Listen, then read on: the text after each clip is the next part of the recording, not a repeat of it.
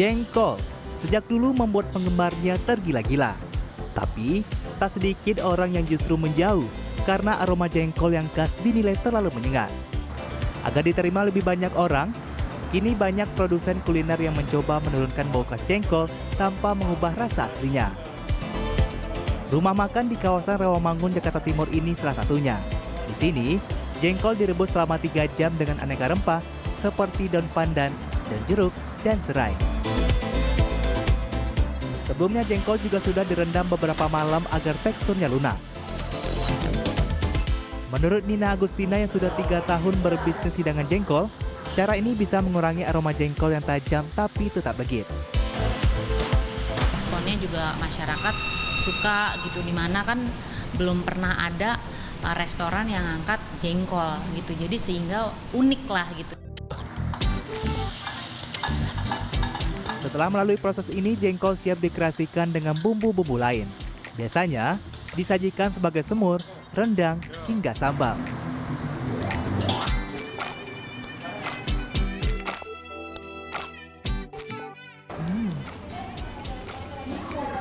Nah, pemirsa, karena memang tadi proses mulai dari perendaman, direbus, dan juga sempat digoreng, sehingga memang secara tekstur ini tidak hancur, namun tetap empuk dan juga kenyal saat kita makan. Meski juga baunya tidak terlalu menyengat, tapi khas bau jengkolnya tetap ada dalam masakan ini.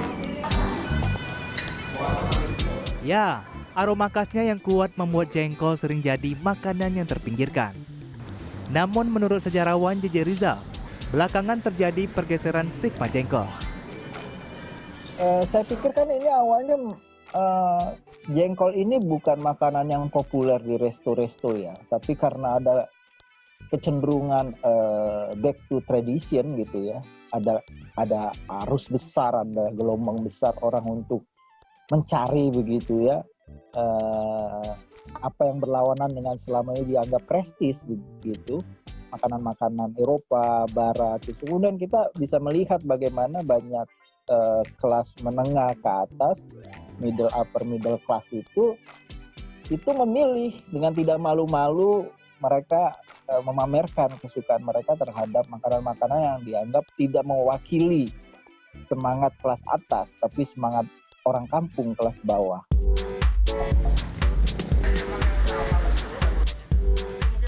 Di sebuah rumah makan di kawasan Kramat Jati, Jakarta Timur, jengkol tampil dalam berbagai hidangan.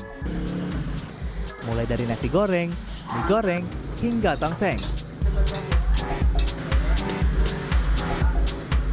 Penampakannya pun bikin pangling.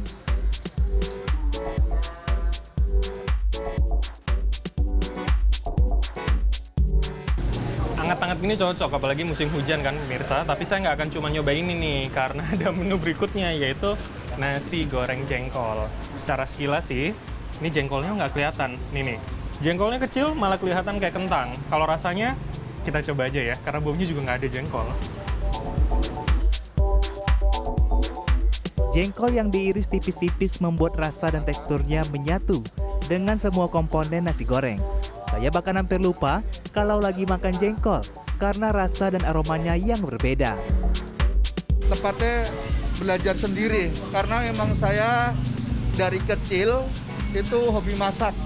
Kemudian sering kotak-katik herbal, dan saya yakin jengkol ini bisa ditaklukkan dengan rempah-rempah ini. Banyak orang yang meyakini jengkol punya banyak khasiat bagi kesehatan. Bahkan disebut-sebut mampu menangkal radikal bebas hingga detoksifikasi kanker. Namun ahli nutrisi yang kami temui menyebut, belum ada penelitian pasti akan manfaat jengkol. Yang ada, justru bisa berbahaya kalau jengkol dikonsumsi secara berlebihan. Jengkol itu mengandung yang disebut dengan jengkolic acid. Nah, bule juga kenal tuh, karena udah banyak penelitiannya, namanya jengkolic acid.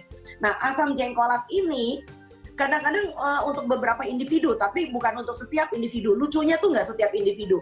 Itu bisa membuat masalah. Masalahnya apa? Karena dia akan membentuk kristal. Membentuk kristal kayak jarum panjang-panjang di dalam ginjal. Nah, ini kalau kita udah kena acute renal injury, Ini urusannya panjang karena pertama dia bisa membuat orang ini menjadi gagal ginjal, separah itu. Gagal ginjal, lalu kemudian sampai kencingnya sampai berkurang. Sampai dengan orang ini betul-betul nggak bisa kencing. Agar terhindar dari efek buruknya konsumsi jengkol dalam jumlah yang wajar dan di periode yang tak bergluten. Bram Herlambang, Softam Herdiagama, Jakarta.